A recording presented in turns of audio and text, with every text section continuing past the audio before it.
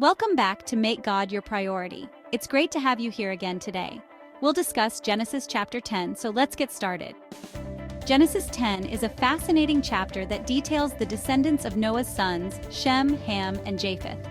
This chapter presents a picture of how the nations of the world were populated after the flood.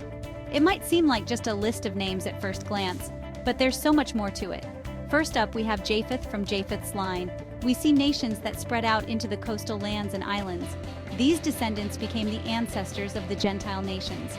Next, we have Ham's descendants. Ham's lineage is notable, as it includes nations like Canaan and Cush also.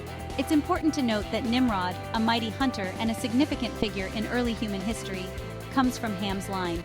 Finally, we have Shem. The line of Shem is particularly significant. From Shem's descendants, we eventually get to Abraham and ultimately Jesus Christ.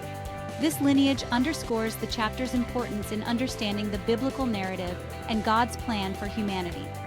Genesis 10 serves as a bridge between the story of the flood and the Tower of Babel, which comes in the next chapter. It shows us that all human beings are connected, coming from a single family post-flood. This chapter reminds us of God's sovereignty over all nations and his plan for redemption that spans across all peoples and lands. So why does this matter to us today? Understanding Genesis 10 helps us see the big picture of God's work in human history. It can deepen our appreciation for the diversity among us and remind us of our shared origins. More importantly, it calls us to live with the awareness that God's purpose includes everyone, everywhere. Thank you so much for watching. I hope you found this summary of Genesis 10 insightful and enriching. If you enjoyed this video, make sure to like, share, comment, and subscribe to Make God Your Priority. Your support helps us bring more content that dives deep into God's Word and helps us all grow in our faith.